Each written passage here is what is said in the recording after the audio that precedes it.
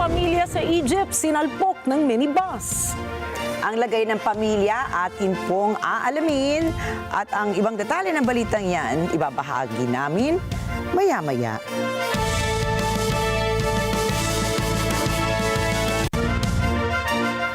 Magandang gabi, ako po si Ricky Mathay. Ako si Nina Richie Alagaw Flores, ito ang mata ng Agila International. Para naman sa mga headlines ngayong araw ng Miyerkules. Reciprocal Access Agreement ng Pilipinas at Japan epektibo na sa susunod na buwan. Panukalang national budget para sa taong 2026 isinumite na sa Kamara. North Korean leader Kim Jong-un at Russian President Vladimir Putin nagkausap sa telepono. Ukrainian President Volodymyr Zelensky makikipagpulong sa mga European leaders. At Gilas Pilipinas nabigo kontra Australia sa unang paghaharap sa FIBA Asia Cup quarterfinals.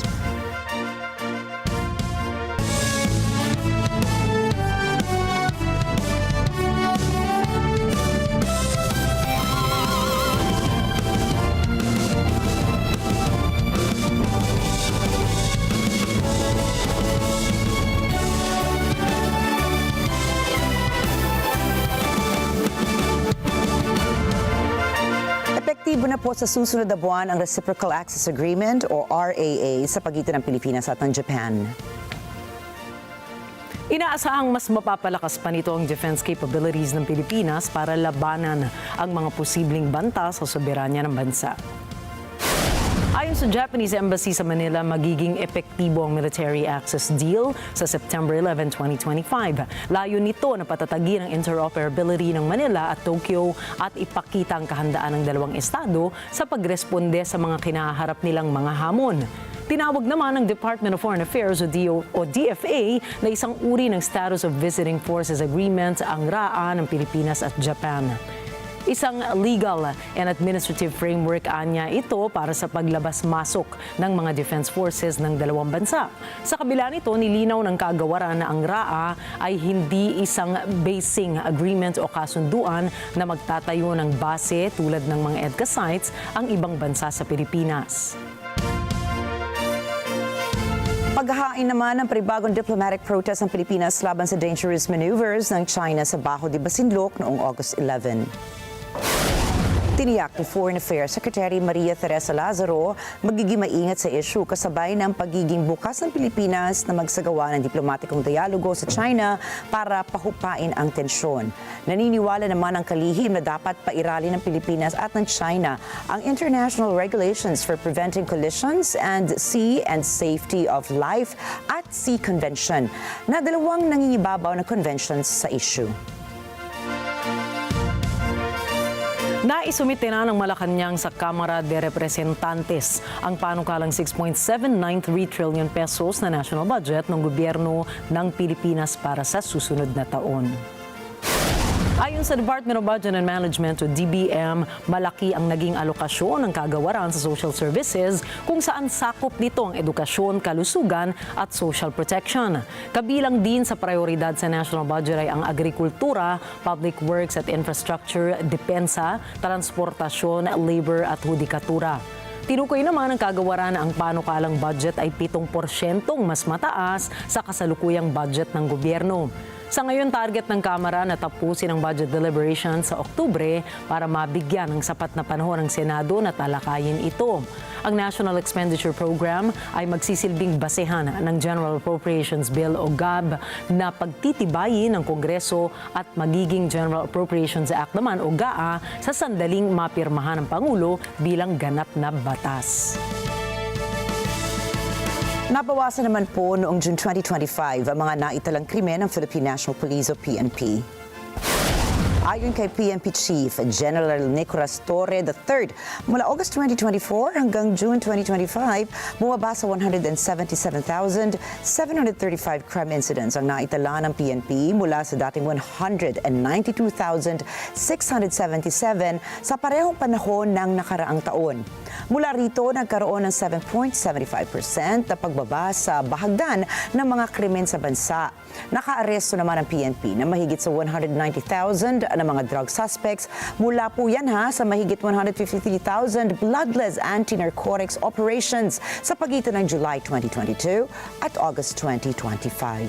Nasamsam naman ng pambansang pulisya ang iba't ibang uri ng iligal na droga na nagkakahalaga ng mahigit 54.6 billion pesos sa parehong panahon. Giit ni Torre, nabawasan ang krimen sa bansa dahil sa pinaigting na anti-criminality operations ng PNP. Nakatulong din anya ang 5-minute response policy sa pagpapanatili ng peace and order sa Pilipinas. Inaasahan ng gobyerno ng Pilipinas na lolobo hanggang sa 19 trillion pesos ang utang ng bansa sa pagtatapos ng 2026. Sa budget and expenditures and sources of financing para sa fiscal year 2026, maaring pumalo sa 19.057 trillion pesos ang total outstanding debt ng pamahalaan. Posible rin na mas mataas ito kumpara sa projected 17.359 trillion peso debt level para sa 2025. Paliwanag ng pamahalaan, ang paglobo ng utang ng bansa ay epekto ng inaasahang pagtaas ng internal at external debts ng gobyerno. At nakalabas na po ng Philippine Area of Responsibility o PAR si Bagyong GORIO. Ayon kay Pag-asa Weather Specialist Benison Estareja, huling namataan si Bagyong GORIO sa layong 325 kilometers hilagang kanluran ng Itbayat, Batanes. Kumikilos ito sa bilis sa 25 kilometers per hour sa direksyong pakanluran hilagang kanluran. Mayroon itong maximum sustained winds na 140 kilometers per hour at gustiness na aabot ng 230 kilometers per hour. Tiniyak ng Pag-asa na wala ng epekto si Bagyong GORIO sa alinmang panig ng bansa. Subalit, inaasahan pa rin ang pag-ulan na dulot naman ng southwest monsoon o hanging habagat. Samantala, batay po sa forecast ng State Weather Bureau, inaasahang magla-landfall muli ang Bagyong GORIO sa mainland China bukas ng madaling araw. Susunod, Kim Jong-un at Putin nag-usap sa telepono. Zelensky at European leaders nakatakdang magpulong bago ang Alaska Summit. At Gaza City, binobomba ng Israel sa gitna ng nakaambang tuluyang pananakop. Yan at iba pang mga balita sa pagbabalik ng Mata ng Agila International.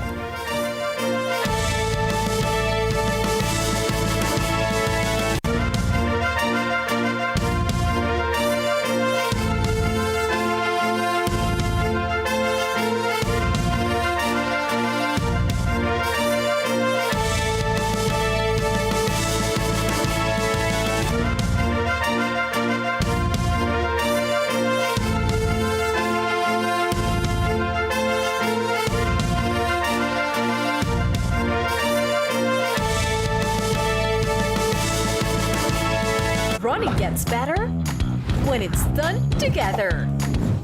Hey, netizens! Get ready to run and win at the Net25 Family Fun Run 2025. Happening this August 23 at the Philippine Arena Complex. Compete in the 5-kilometer or 10-kilometer race and get a chance to win cash prizes. 10-kilometer top finishers, male and female. Third, 2,000 pesos. Second, 3,000 pesos. First, 5,000 pesos. 5-kilometer top finishers, male and female. Third, 1,000 pesos. Second, 2,000 pesos. First, 3,000 pesos. Don't miss your chance to race and take home the prize. Scan the QR code to register now.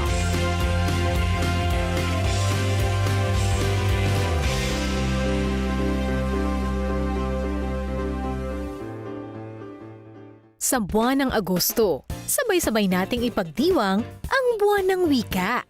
Halina't magsama-sama ang buong pamilya sa isang espesyal na palabas na may halong kwento, awit at kulturang Pilipino. Alamin ang yaman ng ating sariling wika, damhin ang halaga ng pagkakaisa at pagmamalasakit, at ipagdiwang ang pagiging isang Pilipino. Dahil wika mo, ipagmalaki mo.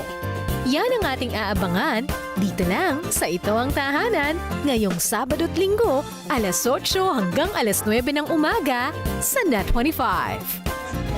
Sa Net 25. Ang bawat pagkain siguradong may kwento, lalo na ang mga ipinamana pa at inabot na ng dekada-dekada. Namnamin ang lasa ng mga pagkaing may nakabubusog na kwento. Isa-serve na ang Savoring Stories sa LTE. Love, Tony Pet and Everything. Monday to Friday, 7 a.m. sa Net 25.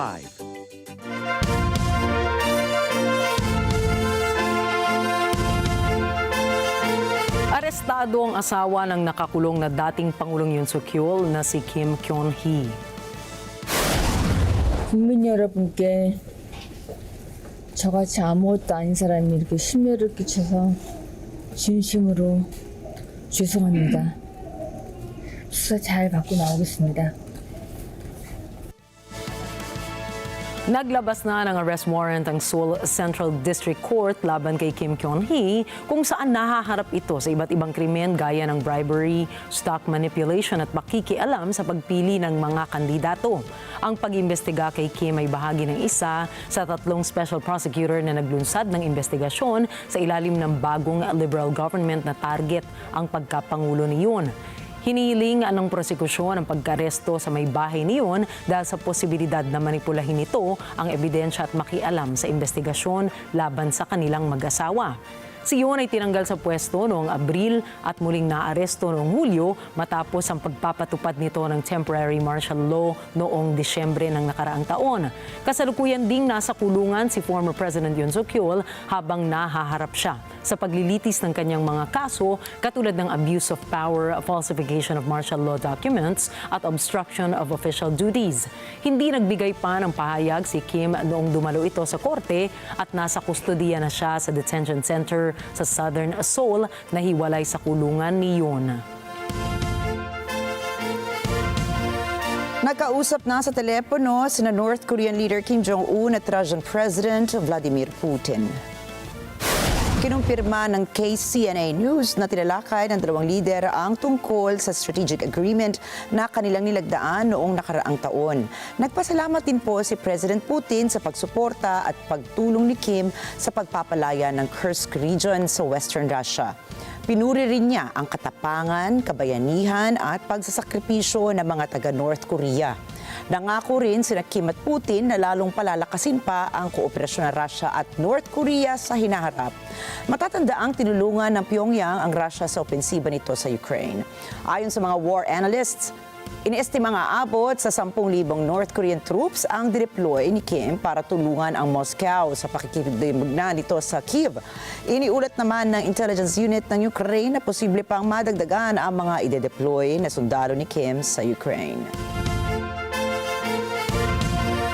Habang pinaratangan naman ni Ukrainian President Volodymyr Zelensky ang Russia na walang balak tapusin ang labanan. Ayon sa Ukrainian President, posibleng maglunsad ng karagdagang opensiba ang Moscow laban sa Kiev sa mga darating na araw. Narito ang report ni Chantel Santos. Ang akusasyong ito ni Zelensky ay habang naghahandang magpulong sina US President Donald Trump at Russian President Vladimir Putin ngayong Biyernes sa Alaska. Ani Trump, kumpiyansang itong ceasefire ang ibubunga ng summit. I'm going to meet with President Putin and we're going to see what he has in mind. And if it's a fair deal, I'll reveal it to the European Union leaders and to the NATO leaders and also to President Zelensky. I think out of respect, I'll call him first. And then I'll call them after. And I may say, lots of luck, keep fighting. Or I may say, we can make a deal. Dagdag pa ni Trump, anumang kasunduan na magtatapos ng labanan ay mangangailangan ng pagsuko ng lupa ng kapwa partido. Kontra si Zelensky sa optimismo ni Trump. Ayon kay Zelensky, sa katunayan, naghahanda ang Russia sa panibagong opensiba. Sa X, sinabi ng Ukrainian President na dahil ayaw tigilan ng Russia ang pagpatay, hindi ito dapat tumanggap ng kahit anong pabuya o benepisyo. Kamakailan, nakuha ng Ukraine ang suportang diplomatiko ng Europa at NATO. Ito ay sigit na ng pangambang idikta ng US at Russia ang mga kondisyon ukol sa pagwawakas ng labanan. Shantas Natos para sa mata ng Agila International, trusted, connected, on point. Nasa Germany na si Ukraine President Volodymyr Zelensky para po yan sa isang pulong kasama naman ang ilang European leaders at si US President Donald Trump. Nagtungo si Zelensky sa tanggapan ni German Chancellor Friedrich Merz upang makiisa sa isang video call kasama ang iba pang leaders ng Europa at si US President Trump ilang araw bago ang summit nila ni Russian President Vladimir Putin. Ito ang kauna-unahang US-Russian Summit mula noong 2021 na naglalayong talakayin ang mga paraan upang tapusin na ang digmaan sa Ukraine. Nanindigan naman ang Russia nitong Miyerkules na hindi nagbago ang posisyon nito mula nang itakda ni Putin ang kanyang mga kondisyon noong nakaraang taon. Ang ganap na pag-atras ng puwersa ng Kyiv mula sa mga tinutukoy nitong pangunahing rehiyon ng Ukraine at ang pag-abandona ng bansa sa planong pagsali nito sa North Atlantic Treaty Organization or NATO. Что касается принципиальной позиции по урегулированию кризиса, то да, вы абсолютно правы, что позиция России неизменна, и она, как вы сами сказали, была озвучена в этом зале чуть больше года назад, 14 июня 2024 года. Patuloy na tumitindi ang tensyon habang naghahanda ang mga lider para sa negosasyon na itinuturing na isa sa pinakamahahalaga sa hinaharap ng Europa at daigdigang seguridad. Inanunsyo ng Belarusian Defense Ministry ang pagsasanib puwersa ng Russia at Belarus sa strategic military exercises sa Setyembre. Naglalayo nitong subukan ang kahandaan ng Union State at tiyakin ang kanilang kakayahan harapin ang anumang sitwasyon. Sinabi ni Major General Valery Erevenko na ang disenyo ng mga drills ay para hamunin ang kakayahan ng sanib puwersa sa kanilang depensa sa estado ng alyansa. Dagdag rin ito na ginagamit ang naturang pagsasanay sa ilang NATO countries bilang pretext for ongoing militarization. Maiuugnay ito sa dating Zapad drills noong May 20 hanggang 25 na kinasangkutan ng higit kumulang 200,000 Russian at Belarusian soldiers. Ikinabahala naman ito ng puwersa ng Ukraine na sinasabing bahagi ito ng pagsisimula ng isang malawakang agresyon laban sa kanilang bansa. Ngunit sinabi ni Belarusian President Alexander Lukashenko na ililipat nila ang lokasyon ng drills papalayo sa kanlurang hangganan ng Belarus nang hindi mag-alala ang Poland at iba pang bansa sa rehiyon ng Baltic. Ibabalik ng France, Germany at United Kingdom ang mga sanctions dito sa Iran kung hindi muling makikipagnegosasyon sa international community ukol sa nuclear program nito. Sumulat ang tatlong bansa sa United Nations na muling ibalik ang snapback sanction ng mga ito laban sa Iran maliban na lamang kung gagawa na ito ng aksyon. Ayon po sa sulat, kung hindi kikilos ang Iran para sa diplomatic solutions o kung hindi man lamang ito hihingi ng extension para sa negosasyon, handa silang gawing epektibo ang nasabing sanctions. Giit naman ng Iran para sa energy consumption ng mga mamamayan ng paggamit nila ng nuclear energy. Subalit ayon sa pagsusuri, umaabot sa 60% ang nuclear enrichment level nito, nalagpas sa nakapagkasunduang nuclear deal noong taong 2015. Nakararanas ng matinding pambobomba sa pamamagitan ng air attack ang Gaza City sa gitna ng paghahanda ng Israeli forces para sakupin ang naturang teritoryo. Ayon kay Mahmoud Basal, tagapagsalita ng Gaza Civil Defense, 3 araw nang tinatamaan ng mga bomba at drone strikes ang residential areas ng Zeytoun at Sabra na nagresulta sa malawakang pinsala sa mga kabayan kung saan may ilang mga labi at nasugatan na hindi ma-recover ng mga residente doon. Base sa kwento ng ilang residente sa Gaza City, tila muling nagsisimula umano ang giyera kung saan pinapuputukan ng mga military tanks ng bala ang mga kabahayan at ilan ang natamaan habang nagsasagawa naman ng firing rings ang mga eroplano kung saan ilang missiles ang bumagsak sa ilang mga kalsada sa Eastern Gaza. Ayon sa Health Ministry sa Gaza, nasa 100 na ang nasawi na dinala sa mga ospital sa buong Gaza sa nakalipas na 24 oras, kabilang ang 31 katao na napatay sa AIDS sites. Samantala, naglabas naman ang pahayag ang United Kingdom, France, Denmark, Greece, Slovenia na nanghihimok na gumawa ng aksyon para mapigilan ang pananakop ng Israel sa Gaza. Nananawagan ang mga ito para sa agaran, permanente at konkretong hakbang para paatrasin ng Israel ang kanilang hukbo sa Gaza Strip. We condemn the government of Israel's decision to further expand its military operations in Gaza. This plan risks violating international humanitarian law. We call on Israel to urgently reverse this decision and not to implement it. And we reiterate that any attempts at annexation or of settlement extension violate international law. Expanding military operations will only endanger the lives of all civilians in Gaza, including the remaining hostages, and result in further unnecessary suffering. But this decision by the Israeli government will do nothing to secure the return of the hostages and risk further endangering their lives. It will also worsen the already catastrophic humanitarian situation in Gaza and risks further death and mass displacement of Palestinian civilians. We have a clear message for Israel. Lift restrictions on aid delivery to allow the UN and established humanitarian partners to operate safely and at scale, in line with the principles of humanity, impartiality, neutrality, and independence. Kinundin na po ng United Nations ang pagpaslang sa mga mamamahayag ng Al Jazeera sa Gaza kamakailan. Hustisya naman ang sigaw ng mga samahan ng Reporters Without Borders para sa mga kasamahan sa industriya.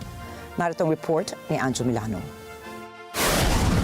Noong Lunes, kinondena ni United Nations Secretary General Antonio Guterres ang pagkamatay ng Al Jazeera journalist sa Gaza dahil sa isang Israeli airstrike. Isang kilalang Al Jazeera journalist na dati nang binantaan ng Israel ang namatay kasama ang 4 pang mga mamamahayag. I can tell you that the Secretary General condemns the killing of the 6 Palestinian journalists in an Israeli airstrike in Gaza City on August 10th. These latest killings highlight the extreme risks that journalists continue to face when covering this ongoing conflict. Dagdag ni Dujarric, nais ni Guterres ng karampatang investigasyon ukol sa pamamaslang na naganap. The Secretary General calls for an independent and impartial investigation into these latest killings. At least 242 journalists have been killed in Gaza since the war began. Journalists and media workers must be respected, they must be protected, and they must be allowed to carry out their work freely, free from fear and free from harassment. Samantala, ayon kay Jonathan Dagger ng Press Freedom Group na Reporters Without Borders o RSF, 50 sa mga namatay ng mga mamamahayag sa giyerang Hamas at Israel ay tinarget ng Israeli military. This attack is one of many. We've seen the killing of more than 200 journalists in the past 2 years in Gaza. This is an unprecedented number. Among this very high toll, we know that according to our information and the proof that we've collected and the elements that we have, at least 50 of those journalists were targeted or killed because of their work. This crime against the press, against journalism, will not stop as long as impunity continues. Nanawagan si Dagger para sa isang matinding tugon mula sa international community ukol sa insidente. We are calling for a very strong international reaction to the strike, to all of these crimes that I've just listed. We're also calling on the UN Security Council to convene urgently in order to apply Resolution 2222, which is a resolution that guarantees the protection of journalists working in conflict zones. And was created for that. International law must be respected. Ayon sa Israeli military, tinarget nito at pinatay si Anas al-Sharif noong linggo. Naging hepe si al-Sharif ng isang Hamas militant cell at sangkot sa rocket attack sa Israel. Itinanggi ng Al Jazeera ang paratang na ito tulad ng pagtanggi ni al-Sharif nang nabubuhay pa ito. Ang Al Jazeera ay pinupondohan ng Qatari government. Tinuligsa rin ng RSF ang mga alegasyong ito laban kay al-Sharif. The accusation against Anas al-Sharif and a number of his colleagues is not new. We've seen it, we had already denounced it, we considered that the proof given was completely insufficient. The answers we got from the Israeli government were not at all satisfactory. We had denounced these accusations back in October. And Dagdag ni Dagger, kailangan may managot sa pagpaslang sa mga mamamahayag. As long as journalists can be killed with zero consequences, then there is no reason for their killers to stop. In fact, there is nothing but advantages for them to continue doing that. So justice is very important, and this is what we're working on. We've also asked journalists who are thankfully still alive, but now outside of Gaza, we've helped them file a request to the court asking them to be represented as victims, not just as witnesses in front of the international court. This is also very important because it gives journalists the chance to speak to an international apparatus of justice and to make their voices heard and to get reparations, not just justice, because that's also very important. They have their lives, but they've lost their homes. Some of them have lost family members or their health, and that's extremely important. Itinanggi ng Israel na tahasan nitong tinatarget ang mga mamahayag. Ayon dito, marami sa mga nasawi dahil sa Israeli airstrikes ay miyembro ng Islamist militant groups na nagpapanggap na press. Samantala, ayon sa Hamas-run Gaza Government Media Office, 238 journalist na ang namatay mula nang magsimula ang labanan noong 7 ng Oktubre 2023. Andrew Milano para sa mata ng Agila International, trusted, connected, on point. Inilatag ni Israeli Prime Minister Benjamin Netanyahu ang 5 prinsipyo na dapat matupad para matapos na ang giyera sa pagitan nila ng Hamas. 5 principles for concluding the war. 1. Hamas disarmed. 2. All hostages freed. 3. Gaza demilitarized. 4. Israel has overriding security control. And 5. Non-Israeli peaceful civilian administration battle. Kabilang sa mga binanggit na kondisyon ni Netanyahu ay ang pagdisarma ng Hamas at pagpapalaya sa lahat ng mga bihag ng grupo sa Gaza. Sakali man anyang tumalima dito ang Hamas at isuko ang kanilang armas, mag-demilitarize at palayain ang lahat ng natitirang mga bihag, plano ng Israel na maglagay ng security zone sa borders nito sa Gaza para maiwasan ang terrorist incursion at magtatag ng civilian administration sa Gaza. Nilinaw din ni Netanyahu na hindi nila punterya na okupahin ang Gaza kundi para palayain ito mula sa kamay ng Hamas terrorists. Subalit nagbanta si Netanyahu na kung hindi madisarma ang Hamas, mapipilitan niya ang Israel na tapusin ang trabaho at tuluyang lipulin ang Hamas. The war can end tomorrow if Gaza, or rather if Hamas lays down its arms and releases all the remaining hostages. Gaza will be demilitarized. Israel will have overriding security responsibility. A security zone will be established on Gaza's border with Israel to prevent future terrorist incursions. A civilian administration will be established in Gaza that will seek to live in peace with Israel. Given Hamas's refusal to lay down its arms, Israel has no choice but to finish the job and complete the defeat of Hamas. Tinukoy din ni Netanyahu ang natitirang mga kuta o pinagtataguan ng Hamas sa Gaza Strip, kabilang ang Gaza City at ang central camps at Muasi. Israel's Security Cabinet instructed the IDF to dismantle the 2 remaining Hamas strongholds in Gaza City and the central camps. Contrary to false claims, this is the best way to end the war and the best way to end it speedily. Subalit tinuligsa naman ng War Cabinet ng Israel ang inilabas na pahayag kamakailan ng Hamas at ng ibang media outlet na nagsasabing ginagamit ng Israel ang kagutuman upang puwersahang pasukin ang Hamas at mga Palestino na magbibigay daan naman sa mas madaling pagpasok ng IDF sa Gaza Strip. Dagdag pa nito, peke umano mga kumakalat na larawan ng mga malnourished na bata sa Gaza. אנחנו ממשיכים להוביל מהלך של הכנסת סיוע הומניטרי תוך כדי המשך הלחימה. ישראל היא זו שיזמה את הקמת מתחמי חלוקת המזון, המים והתרופות, זאת כדי למנוע רעב בעזה. אנחנו מאבטחים 4 מתחמים, מאפשרים שיירות ומבצעים הצלחות סיוע מהאוויר. בנוסף, הגדרנו מסדרונות הומניטריים שיאפשרו תנועה בטוחה של שיירות האו"ם וארגוני סיוע. זאת בנוסף להפוגות שאנחנו מאפשרים בלחימה, על מנת לתת לאזרחים להגיע ולקחת את הסיוע. Sa kasalukuyan, puspusan ang pagsisikap ng Gaza mediators na nangunguna ngayon sa pagsusulong na buhayin ang kasunduan para sa 60 araw na ceasefire o tigil putukan sa pagitan ng Israel at Hamas. I don't want to prolong the war, I want to end the war. And I think the other suggestions would have prolonged it. We may have gotten maybe a dripping of hostages, even though Hamas showed no willingness to do that. And then they just go on and on and on, and we'd have this endless. Unless you are willing to just say, Israel, capitulate, go out. And even then, I don't think we'll get all the hostages. And if we capitulate, it means that Hamas will rearm, regroup, and carry out all the threats that it openly professes every day, by the way. Every day they say, we're going to do the October 7th massacre again and again. Yatar David. Sa iba pa mga balita, nanganganib na kasuhan ni US President Donald Trump ang hepe ng Federal Reserve ng Estados Unidos. Ito po ay kaugnay sa paraan ng pangangasiwa ni Federal Reserve Chair Jerome Powell sa renovations ng kanilang headquarters sa Washington, D.C. Marjorie Quintos para sa report. Ayon kay White House spokeswoman Caroline Leavitt, kinokonsidera ni Pangulong Donald Trump na kasuhan si Federal Reserve Chair Jerome Powell kaugnay ng renovations sa Washington headquarters ng ahensya. He said that he's considering allowing a major lawsuit against Powell to proceed because of the quote, horrible and grossly incompetent job he has done. Can you tell us about that? What lawsuit is he talking about?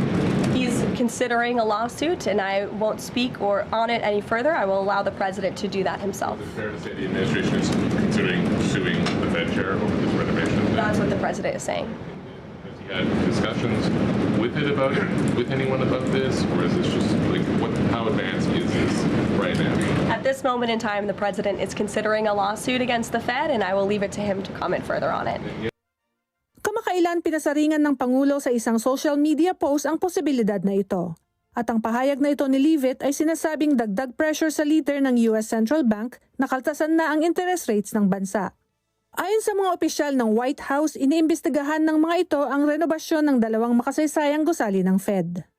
Nagpahiwatig ang mga ito na ang napakataas na halaga ng proyekto ay bunga ng kakulangan ng pangangasiwa at potensyal na pandaraya. Dagdag ng mga ito, labis na mapagpanggap ang proyekto. Binisita ni Trump ang lokasyon kamakailan at ganito nga ang naging mga akusasyon nito sa kabila ng pakikipagpulong ng personal kay Powell at paghiling na bawasan ang interest rates. Batay sa mga dokumento ng Fed, ang panimulang estima ay nasa $1.9 billion, subalit ngayon ay nasa $2.4 billion na. Ayon naman sa Central Bank, ang karagdagang gastos ay dahil sa mataas na presyo ng labor at materyales, gayon din ang hindi inaasahang hadlang tulad ng pagbabawas ng asbestos. Batay sa isang opinyon ng Supreme Court, nitong mga nakaraang buwan ukol sa ibang kaso ng mga empleyado ng ilang ahensya ng gobyerno, suportado nito ang ideya na kakaiba ang Fed.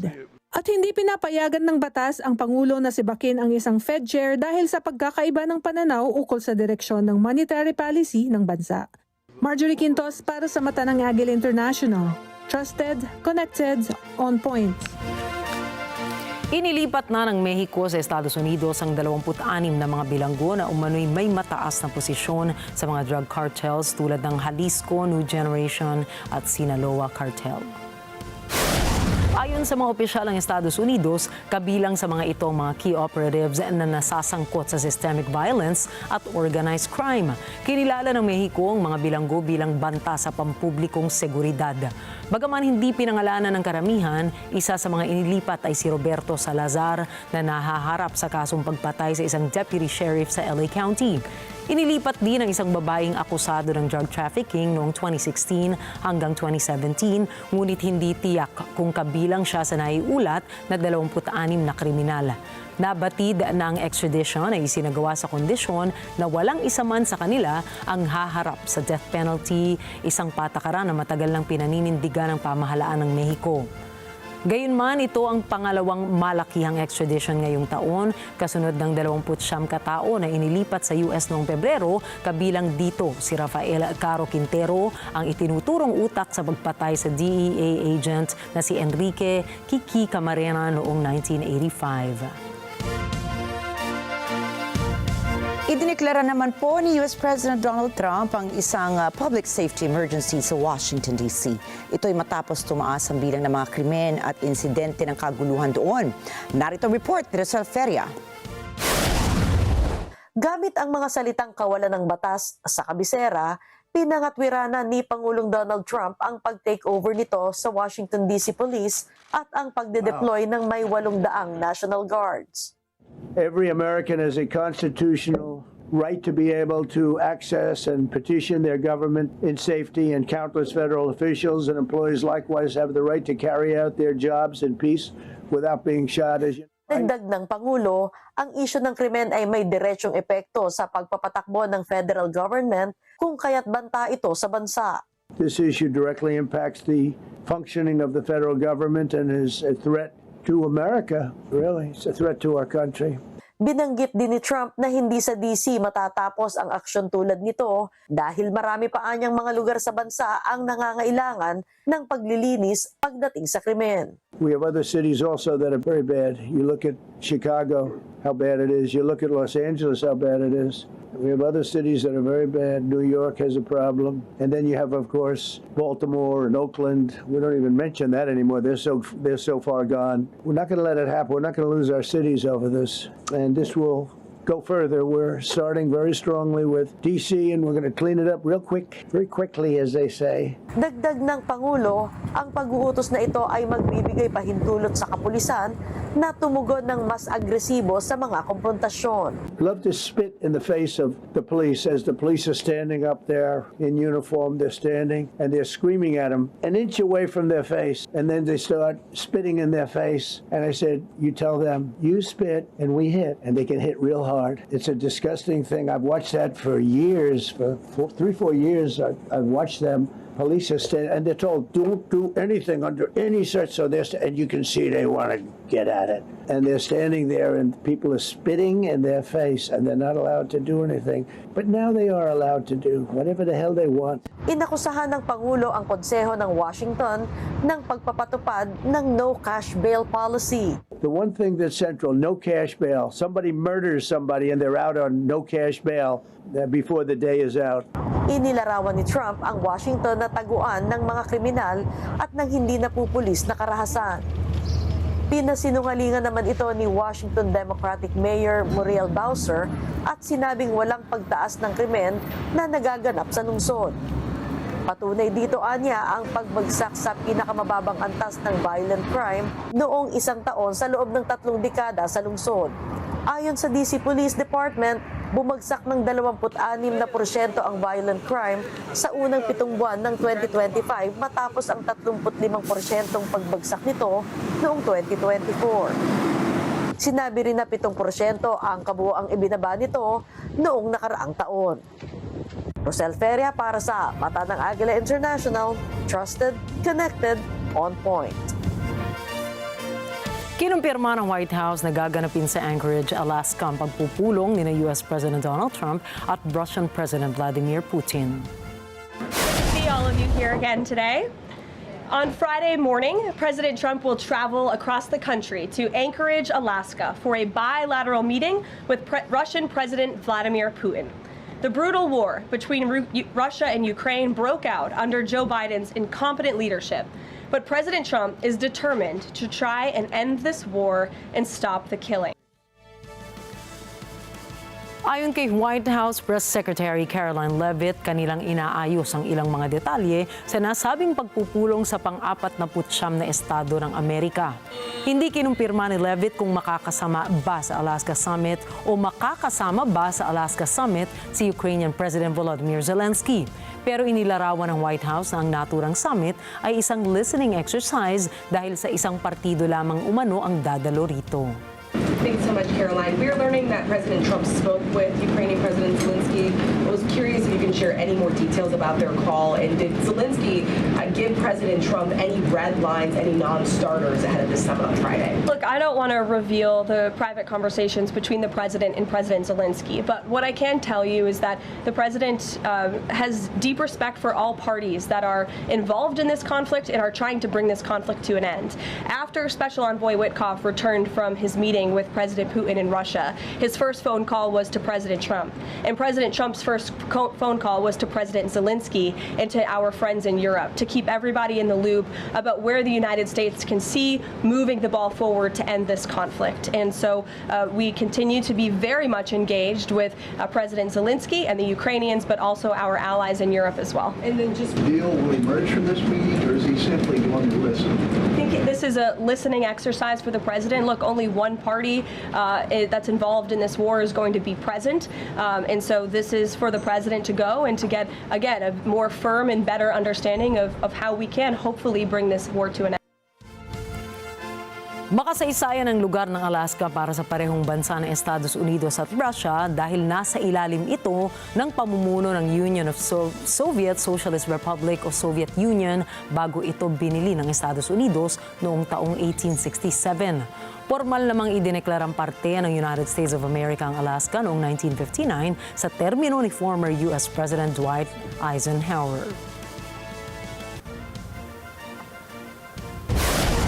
Susunod, pamilya sa Egypt sinalpok ng minibus. Muling pagtatapat ng Gilas Pilipinas at Australia sa FIBA Asia Cup quarterfinals. And football star Cristiano Ronaldo engaged na. Mga detalye po ng mga balitang yan at iba pang mga balita sa pagbabalik ng Mata ng Agila International.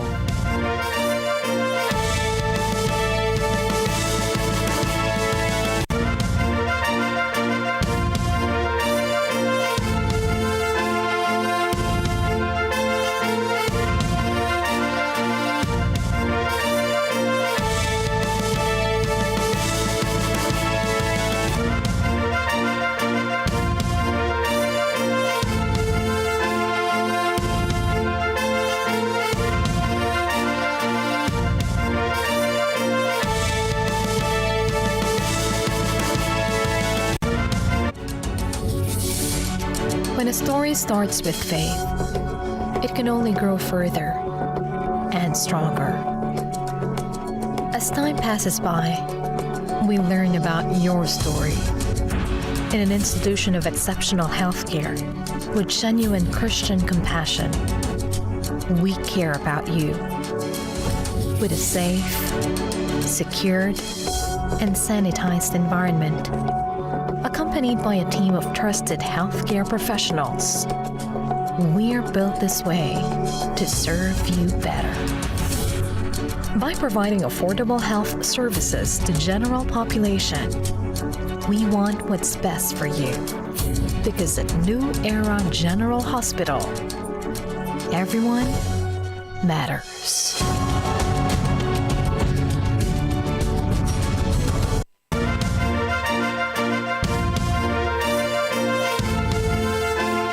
Sa malagim na trahedya ang naging summer vacation ng isang mag-anak na ito sa Alexandria, Egypt. Sinalpok po kasi sila ng humaharurot na minibus sa kanilang pagtawid sa kalsada ng El Shafi Corniche. Ayon sa police report, hindi ginamit ng pamilya ang pedestrian crossing sa lugar kaya napahamak sila. Patay ang 2 miyembro ng pamilya habang 7 sa mga ito ang nakaligtas at nagpapagamot sa ospital dahil sa mga pinsalang natamo. Nasa kustudiya na ng Public Prosecutor's Office ang driver para isailalim sa interogasyon hinggil sa insidente. Sa Serbia, isang napakahabang tagtuyot at nakatutunaw na init ang nararanasan ngayon sa mga kabundukan ng timog silangang bahagi ng bansa. Dahil sa sobrang taas ng temperatura, isa-isa nang namamatay ang mga hayop na ikinabubuhay ng mga komunidad doon. Narito ang karagdagang detalye mula kay Emmy Kapili Taroha. Dahil sa kawalan ng pag-ulan mula pa noong Mayo, nagdaranas ngayon ng kakulangan ng tubig, sunog at peligro sa agrikultura ang Western Balkans. Kabilang dito ang Montenegro, Bosnia, Albania, Kosovo at North Macedonia. Sa Suva Planina ng Serbia, nangangamba ang mga pastol para sa kani-kanilang mga baka at kabayo dahil sa maagang pagkatuyo ng mga sapa ngayong taon. Katastrofa, brate. I sami vidite da uopšte ne postoji kap vode, grla već umiru, lipšu, šta da radimo? Od 80. godine ja sam na Suvu planinu, tu 40 godine sam proveo životu. Radio sam kreć, čuvam stoku, nema ništa. May 1,000 uhaw na mga baka at kabayo ang nag-aagawan sa kakaunti at maruming tubig mula sa mga lawa. Noong Martes, umabot sa 35 degrees Celsius ang temperatura sa bansa habang patuloy ang pag-apoy ng kalat-kalat na wildfires. Noong Hulyo, kinailangang magdala ng tubig ang mga otoridad sa Suva Planina Pastures upang may mainom ang mga hayop sa mga pastulan. Umaasa ang mga pastol na mas maraming supply ng tubig ang dalhin pa sa kanila ng pamahalaan sa gitna ng matinding tagtuyot. Katastrofalna i u svakom pogledu smo gubitak ove godine. Kukuruz nam je sve izgorela, nekom 2, 3, 4 hektara, to je sve izgorelo. Vodu nemamo u selo 23 meseca, ovde nemamo vodu, stalno izlazimo, plaćamo troškovi, sve. Pola stoke ima da ode za ovo. I tako katastrofa, ne znamo više. Ayon sa meteorologists, maaaring dumanas ng sunod-sunod na pag-ulan ang Serbia sa buwang ito. Subalit, hindi anya sapat ang tubig mula rito upang punan ang mga ilog, lawa at sapa na pinagkukunan ng maiinom ng mga hayop. Emi Capilita Roja para sa mata ng Agila International, trusted, connected, on point. Patuloy na dumarami ang mga nasasawi sa wildfires sa ilang bahagi ng Europa dulot pa rin ng matinding heatwave. Patay dahil sa heat stroke ang isang Romanian na bata habang nasa bakasyon kasama ang kanyang pamilya sa Italy. Patay rin ang isang empleyado ng Equestrian Center sa Spain matapos magtangkang iligtas sa mga alaga nitong kabayo. At sa Montenegro naman, nasawi ang isang sundalo na mag-overturn ng water tanker sa kasagsagan ng pag-upula nila sa wildfire. Ayon sa ilang eksperto, global warming ang sanhi na matinding init sa panahon o ng panahon sa Europa. Nagbabala naman sa publiko ang pamahalaan ng Italy, France, Spain, Portugal at pati na rin ang Balkan countries na inaasahang tataas ang temperatura hanggang 40 degrees Celsius. Tumama ang isang kidlat sa utility pole sa highway intersection sa Shellmore Boulevard na nagdulot ng malakas na pagsabog sa gitna ng pag-ulan. Makikita sa isang dashcam footage ang nasabing pagtama ng kidlat na nagdulot ng pagsabog ng katabing electrical line sa daanan. Kasabay nito ang malawakang pagkawala ng kuryente at pagkaantala sa trapiko sa lungsod. Wala namang naiulat na sugatan mula sa insidente. Agad ding rumesponde ang Mount Pleasant Police Department upang kontrolin ang sitwasyon sa daan at ibalik ang kuryente sa lugar.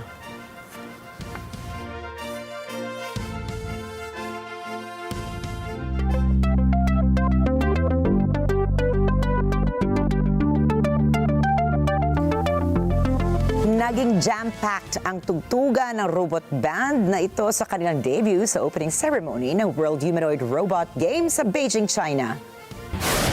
Ayon sa Hefei Panshi Technology, ang banda ay binubuo ng 5 mga robots na tumutugtog ng keyboard, lead guitar, drums, bass at ang rhythm guitar. Giit ng tech firm, hindi kailangan ng robot band ang kahit anong musical score dahil pinapatakbo sila ng isang computer para mag-analyze sa mga musical notes ng real time.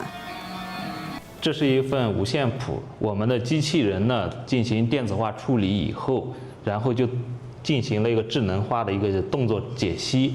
以我们这个凤阳花鼓这首曲子为例，在2.67秒的时候，我们的左手第2个手指跟第6个手指就同时按下第53个琴键和第60个琴键，同时踩下延音踏板，这就形成了同一个时间所要执行的一个动作。那么这是一条指令。那么一首曲子在3分钟的时长的情况下，大概将近有1000条左右的一个指令生成。 Ilan sa mga tinutugtog na robot music band ay ang Chinese folk song na Feng Yang Flower Drum. Umaasa naman ang Hefei Panshi Technology na kanilang mapauunlad pa ang kanilang produkto para mapakinabangan pa ito sa pagtuturo naman ng mga music subjects.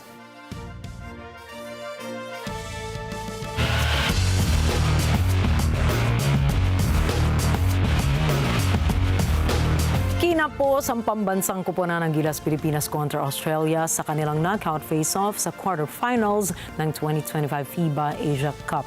Si Kyle Lara nagbabalita para sa laban. Matapos ang isang knockout clash kontra Australia sa Jeddah, Nabigo ang Gilas Pilipinas para sa kanilang unang pagtapak sa quarterfinals ng FIBA Asia Cup. Nagtapos ang laban sa final score na 84-60. Nahirapan ang pambansang koponan sa simula pa lamang ng laro matapos ng pinaulang 3 at agresibong drives to the paint mula sa koponan ng Australia. Nahirapan ding makasabay ang depensa ng Gilas sa opensiba ng kabila sa kalamangan ng laro mula sa kanilang mabibilis na pag-atake sa loob at labas ng perimeter. Naging mabigat man ito para sa ating mga manlalaro, nagbigay puri pa rin ang kanilang mga tagahanga sa kanilang puso sa laro. Maraming salamat Gilas Pilipinas sa iyong dedikasyon at tibay para sa mamamayang Pilipino. Kyle Lara para sa Mata ng Agila International. Trusted, connected, on point. At naiuwi naman ni Kyla Napoles ang isang silver medal sa Women's Jiu-Jitsu 52 kg Newaza Finals. Inuwi ng Filipina fighter ang kauna-unahang medalya ng Team Philippines sa torneo ngayong taon. Sa natitirang segundo ng laban kay Yoon Ju-im ng South Korea, naangatan ito ng pambansang atleta para sa isang matindi at dramatikong pagtatapos. Bagamat may kaunting dismaya sa kay Kyla, nagpasalamat pa rin siya bilang kinatuwa ng bansa. Samantala, dila naman ni Carlos Bailon Jr. ang bronze medal para sa men's wushu Handa 56 kg tournament sa Chengdu, China.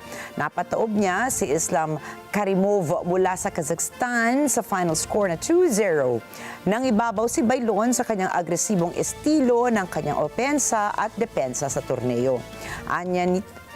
Anya, masaya na siya sa pagkamit ng bronze at umaasang mananalo pa sa ibang torneo para sa bansa.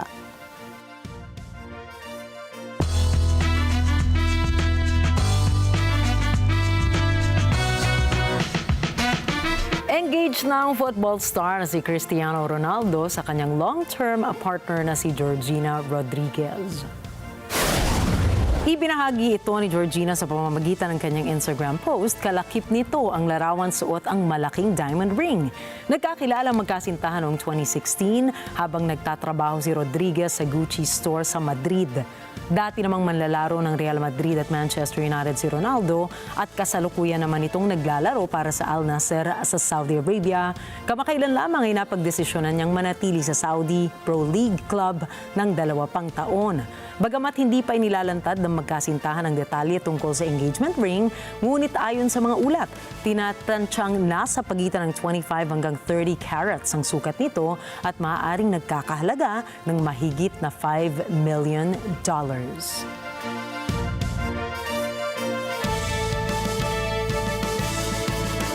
Nag-release ang rock band The Four of Spades ng isa na namang kanta. Nilabas ng banda ang kantang Na Naman eksaktong hating gabi na ikinagulat ng fans dahil biglaan ang pag-publish nito. Tinatalakay ng kanilang bagong single ang mga temang pagkabigo sa pag-ibig at mental health.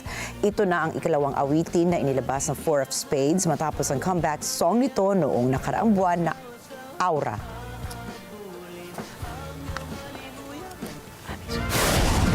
Susunod, arroz caldo, lugaw, champurado, pasok sa world's best porridge. Robot dog sa Mexico ang nagtuturo ng pangangalaga sa street animals.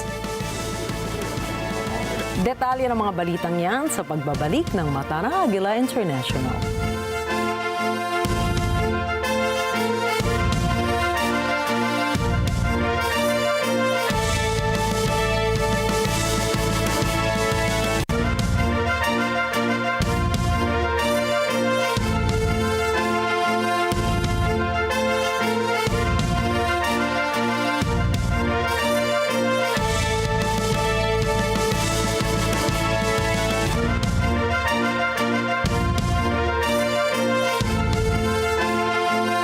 On your way to success?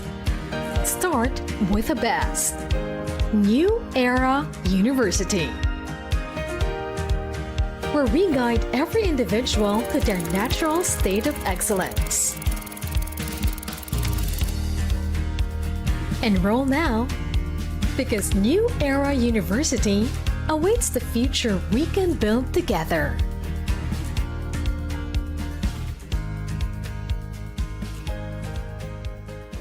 We are now open for business.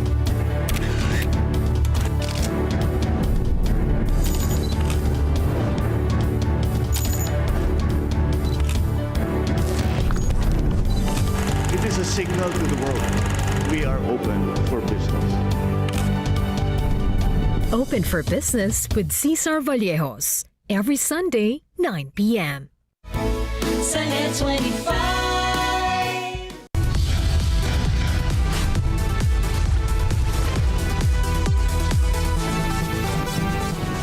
Sa kasulukuyang henerasyon, marami na ang nag-viral. Dahil po yan sa kanilang ginagawang pagtulong sa kapwa. Pero mas marami ang tumutulong kahit walang nakakakita. Kaya naman kung ikaw ay may kilala na grupo o individual na may natatanging pagresponde sa lipunan at maging sa kalikasan, mag-text lamang sa 0915-415-1035 o mag-email sa responde@net25.com at magpadala ng mensahe sa ating Facebook page at Net25TV. Baka kayo na ang susunod nating Certified Key Responder. Let's get together. Sunday 25. Sunday 25.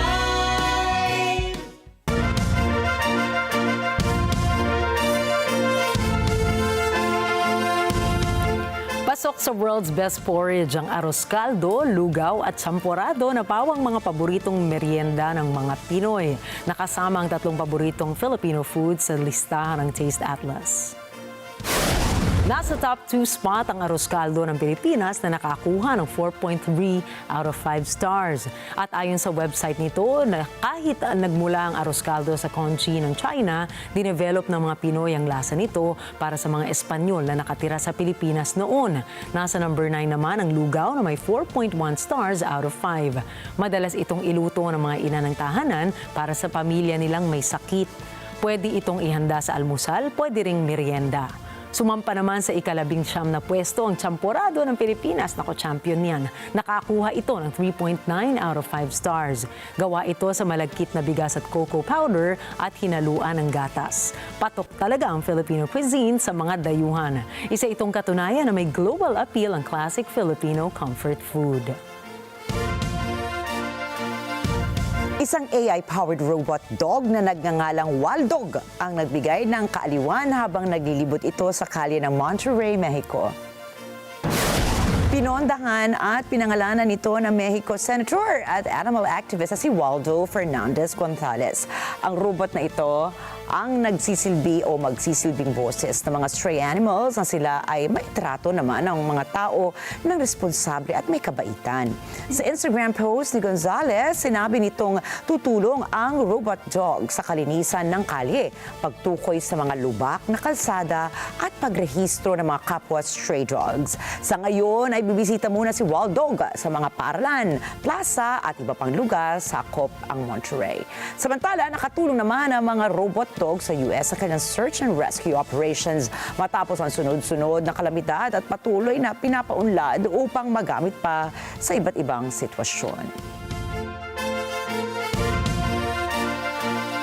Ayun ang cute ni Waldog. Ricky, may tanong ako sa iyo. Ano? Kung ikaw pagkakalooban, hypothetically, no, ng isang ganyan robot dog, tatanggapin mo ba? Robot dog? Parang gusto mong pusa. No. Siyempre, kaya lang baka magselo si na Hershey. Diba? Yun na nga parang sabi nila, ganon. Pero sa bagay, yung pusa nga namin, hindi nila pinagsulosan ay yung bunso. Diba? Yun na nga. Lalo na to siguro naman pag in-sniff nila, walang amoy. Di ba doon tama yun ba? Lang. Actually, siguro for the first time, magpapasok nga ako talaga. Meron akong nakatira sa bahay kasi nga medyo sensitive ako sa amoy ng dogs. Ikaw naman sa dog, kung ikaw, bibigyan ka ng robot dog, tatanggapin? Ano mo ipapangalan? Kala ko tatanungin mo kung ano ipapangalan. Alam ko na yan. Tatanggapin mo ba? Oo naman. Salamat. Kasi di ba marami siyang pwedeng gawin. Tingnan mo, mapapanatili raw niya yung kalinisan. So, utusan mo lang pala siya. Hindi naman siya napapagod, di ba? Para medyo gumaan-gaan naman yung trabaho bahay natin. Pero yun naman ang purpose talaga nila, di ba? Para matulungan tayo sa mga gawain natin na nagiging mahirap pag tayo lang. So, parang aid dog. Ano yung pinakaaya mong gawaing bahay, Nina, na pwedeng gawin ni Waldog mo? Ay, mahirap yan. Masipag ako sa bahay. Oo. I love doing chores actually. Actually, ang sarap gumawa ng mga gawaing Diba? bahay, di ba? Ang sarap eh. Lalo Hindi ka lang pag mag-gym. mo na. Oo, di ba? Magbunot ka lang o pampaganda ng legs. Diba? Ganun naman dati. Sana ibalik natin. Pagsuhugas ka ng pinggan, Diba, ano na yun? di ba, ay, sige na nga, pinapatapos na tayo. Panayasin niya sa atin, lagot tayong dalawa. Okay, 10:29 pa lang naman po, huwag kayong mag-alala. Bukas ay magkikita-kita muli tayo dahil mula Lunes hanggang Biyernes, narito kami ni Nina para maghatid ng balita saan mang dako ng mundo. Magandang gabi, ako po muli si Ricky Matay. Ako si Nina Richie Alago Flores at ito po ang mata ng Agila International. Trusted, connected, on point.